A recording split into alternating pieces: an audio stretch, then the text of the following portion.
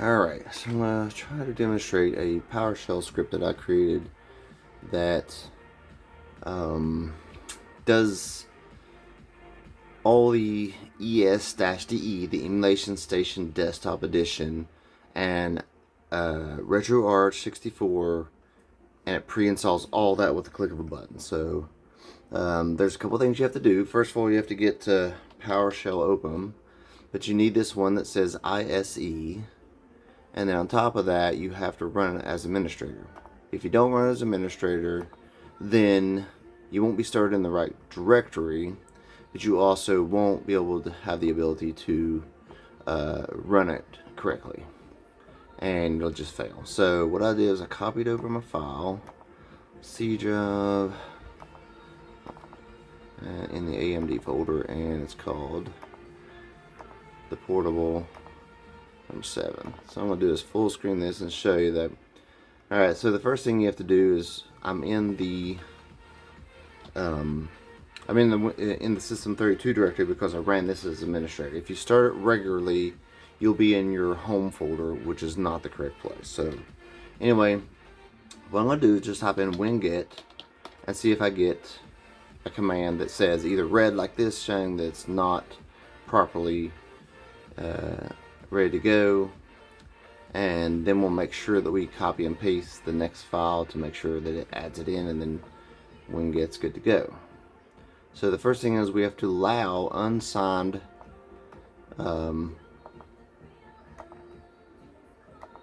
we have to allow unrestricted. It's going to say, yes, do you want to run a script that has all these, various commands? Do you want to allow that? And you're just like, yeah, yes.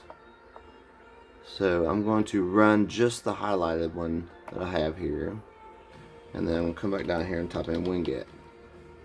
Okay.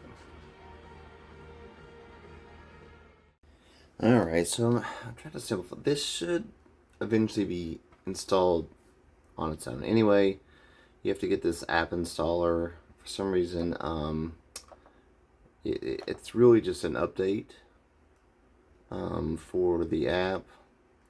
So this is just complicating things, I guess. So I'm going to try to figure out if I can, I'll see, here's the update. So if it would just update, and maybe if I did several Windows updates, eventually this would be up to date like I need it to be, because right now it doesn't recognize the command. It's only a little less than 60 megabytes. It's probably going to go by real quick. Install, and when the thing pops up here, should be ready to go.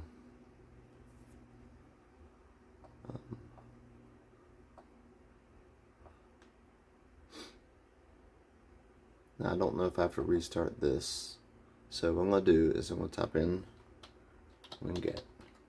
Okay, so now I have where it has command lines where it's like, oh, you want to use this, now it's there. So if I go up here to the top, and if you look, I'm going to run you through that. I'm telling it to do winget to install the git command so that we can do some other things here.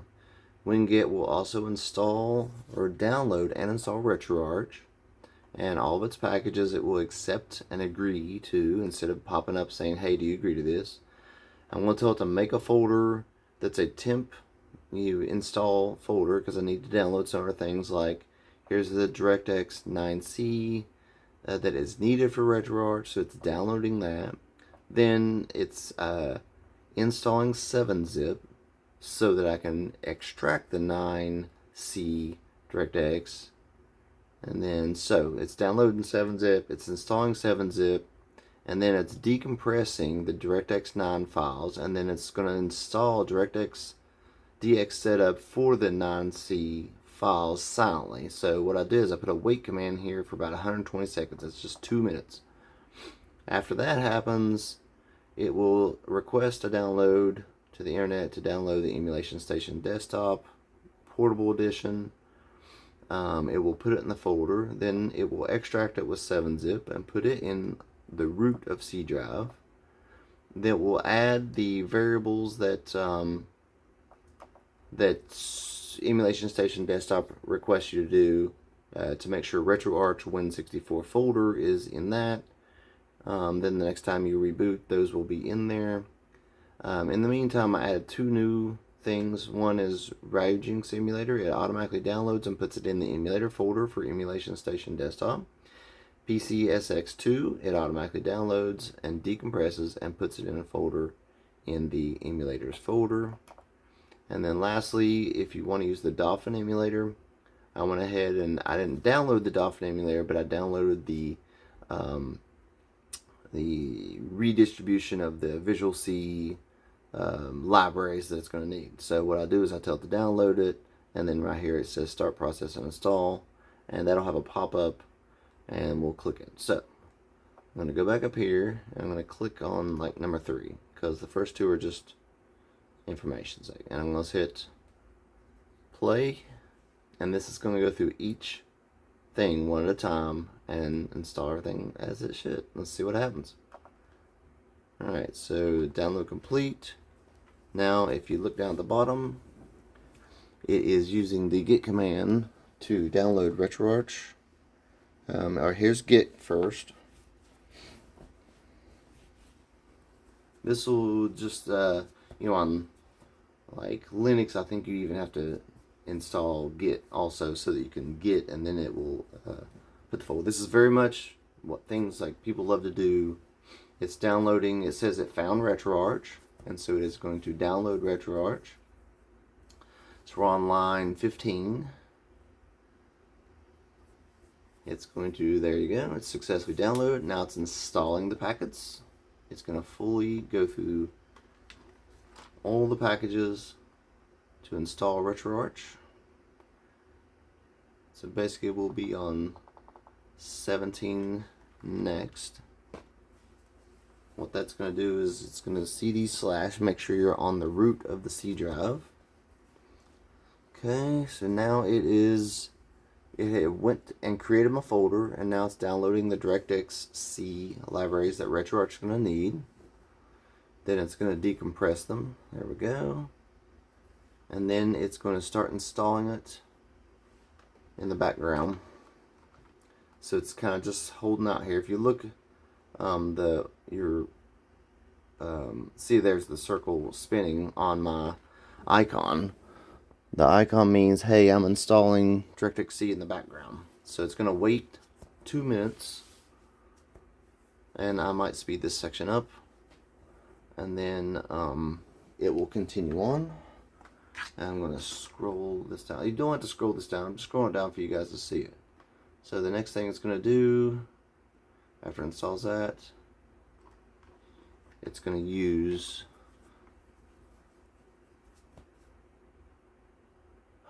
oh yeah, I think we're past that already. We are down here. We'd already downloaded and installed 7-zip, and it downloaded DirectX, and it's installing it, and we're waiting 2 minutes, so we're right there. Next thing it's going to do is download Emulation Station Desktop. I'm going to leave this running, and then I will fast forward a little bit through here so that you don't see this 2-minute gap. And you could probably shorten it, but you definitely have to make sure on how fast your computer will install DirectX libraries, and if you've had experience with them, they usually take a lot longer than you think. So, and like 2 minutes is not a long time to wait. Sometimes it takes several minutes to install, the 2012, which has a whole bunch of older ones like 2008 and 2010 and 2012 packets. Alright, so now it has downloaded, or it's ready to go to the next step. It is downloading the next Emulation Station Desktop. Now if you see, it's over there, and now it's going to probably decompress it. Now it's downloading PCSX and PCX. It's already done. It's completed, but I think I clicked on this to show you, but this is back here. So this is the 2015-2022. This is what your Dolphin emulator and some other standalone emulators will need. All you have to do is quickly do that, and you're done. Now everything that you need for Emulation Station, desktop, RetroArch, everything's ready to go. I'm going to close this, close these, and I have RetroArch on the. Right, so I'm going to run this. This is the way where you go over and you say settings, video, full screen mode on. Backspace, backspace, oops, and exit.